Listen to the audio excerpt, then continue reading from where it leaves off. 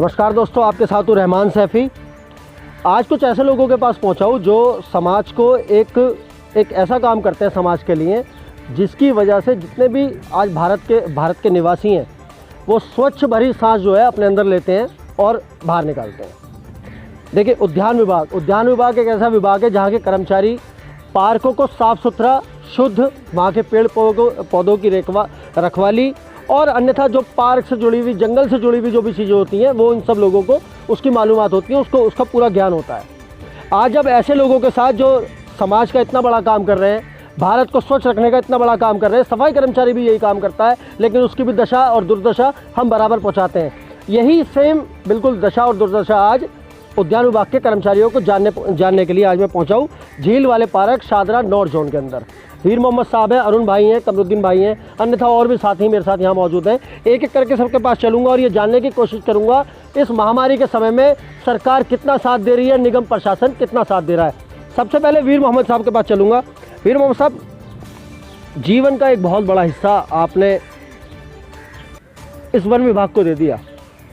किस तरह से देखते हैं 20 साल 30 साल पहले का मामला और आज के माहौल में क्या फ़र्क है उद्यान विभाग में?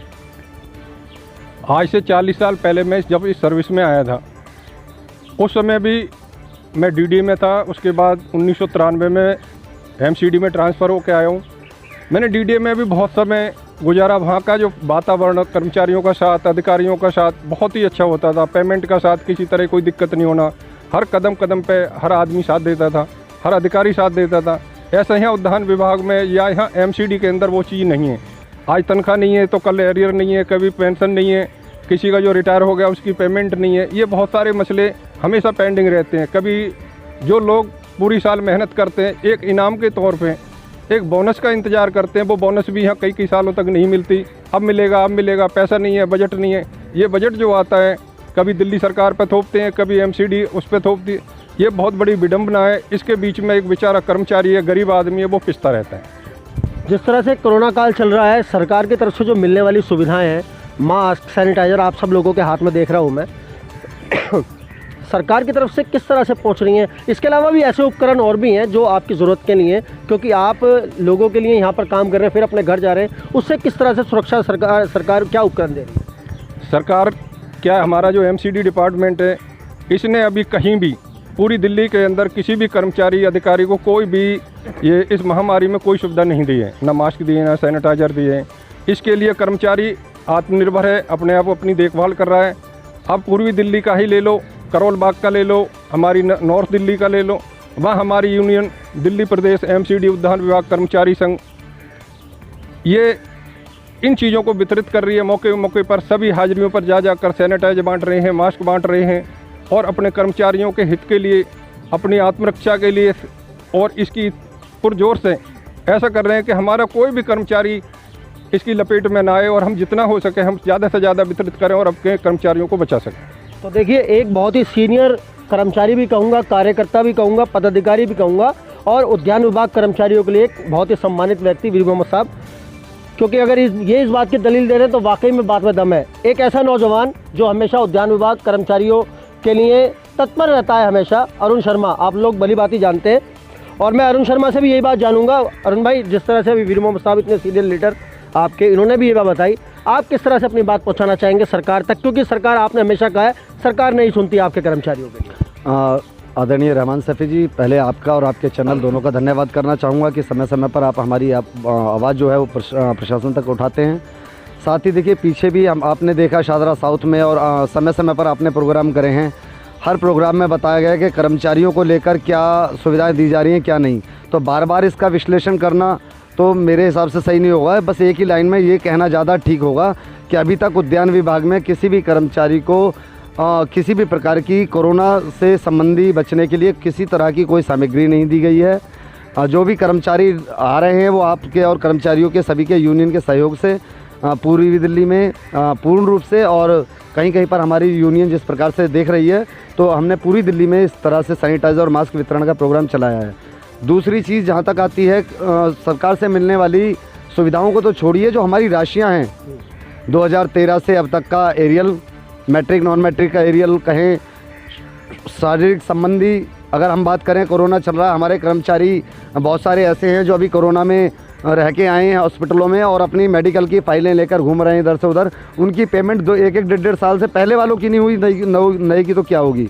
जहाँ तक आप बात करें कि पूरी साल अगर कर्मचारी बात करता है बोनस की, बोनस आज तक नहीं दिया गया, सबके सामने है। पूरी बोनस की बात तो बड़ी दूर की अरुण भाई, केजरीवाल जी ने कहा था कि 1 करोड़ दूंगा और ये सुविधाएं दूंगा, 10 लाख दूंगा। निगम ने कहा था 10 लाख निगम देगी, बीजेपी ने जो है 50 लाख बोली थी।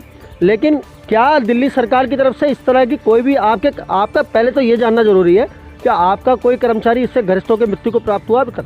देखिए, ऊपर वाले की अभी तक कृपा है कि उद्यान विभाग में पूर्वी दिल्ली नगर निगम की हमारे पास जो सूची है उस हिसाब से कोरोना ग्रसित तो हुए हैं, पर ईश्वर की दया दृष्टि है कि कोरोना से मौत नहीं हुई है और ईश्वर करे ऐसा ना भी हो, क्योंकि हमारे कर्मचारी की अगर कोरोना से या कैसे भी मौत हो जाती है तो ये तो खैर हमें क्या देंगे।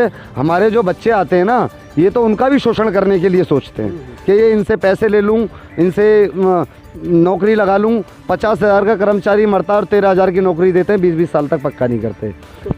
तो ये कहीं ना कहीं देखिए बड़ी बात है और ये सब सच्चाई वो सच्चाई है जो आप तक पहुंचानी बड़ी ज़रूरी थी।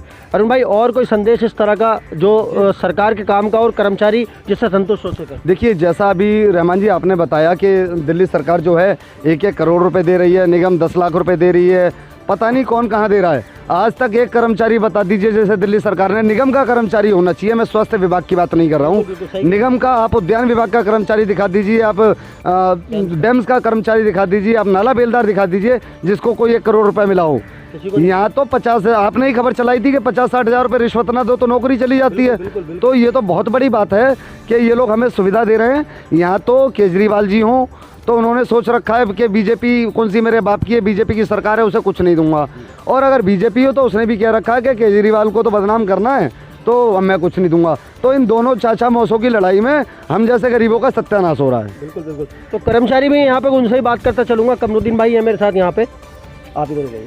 कमरुद्दीन भाई, आपसे भी जानना चाहता हूँ, आप भी एक कर्मचारी हैं, किस तरह की भावना रखते हैं? देखिए, आपकी यूनियन ही आगे बढ़कर कर्मचारियों की मदद कर रही है, सरकार की तरफ से क्या उम्मीद आ रही है आपकी?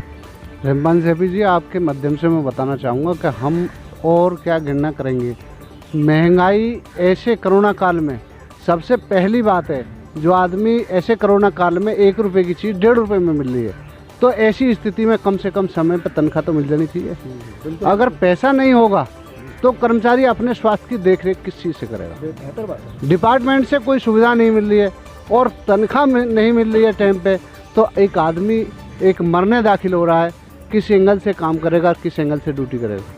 ये एक कर्मचारी की विद्या है, कभी भी समय पर तनख्वाह देने का इनका माहौल नहीं है। जितनी भी डिपार्टमेंट और डिपार्टमेंट में, दिल्ली के कई सारे डिपार्टमेंट है, सब में अपनी अपनी सुविधा दे रही हैं अपने कर्मचारी के लिए, लेकिन एमसीडी के डिपार्टमेंट में ये सबसे बड़ी बंदा है कि ये अपने कर्मचारी के विषय में कुछ नहीं सोचते। बिल्कुल, ये बात बड़ी है, बिल्कुल इस बात में पूरी सच्चाई भी है। मैं अंत में जो है वीर मोहम्मद साहब के पास ही चलूँगा। और वीर मोहम्मद साहब, कर्मचारियों को किस तरह का संदेश आएगा आज आप? रहमान जी, सैफी साहब, आपके माध्यम से मैं कुछ बड़े ही दुख की और बड़ी विडम्बना है कि मैं एक संदेश देना चाहता हूं अपने कर्मचारियों को, अपने उद्यान विभाग, पूरी दिल्ली का जो हमारा उद्यान विभाग है, एमसीडी विभाग है, जिसमें 5-7 विभाग हैं, मैं सभी से निवेदन करूंगा कि ऐसी महामारी में अपने परिवार को, अपने बच्चों को और अपने रिश्तेदारों को, सभी को निर्भर होकर, आत्मनिर्भर होकर उन्हें बचाने का प्रयास करें। अगला जो चरण आ रहा है जिसमें बच्चों के लिए घातक बताया जा रहा है, मेरा सभी से हाथ जोड़कर निवेदन है कि सभी अपने बच्चों को घरों के अंदर रखें और इस महामारी आने वाली है उससे अपना बचाव रखें और किसी दूसरे पर विश्वास न करें कोई तुम्हारी रक्षा करेगा या डॉक्टर तुम्हारे बच्चों को बचाएगा या सरकार तुम्हें कोई सुविधा देगी। नहीं, आपको अपने आप बचाना है, अपने बच्चों और परिवार रिश्तेदारों की देखभाल करनी है।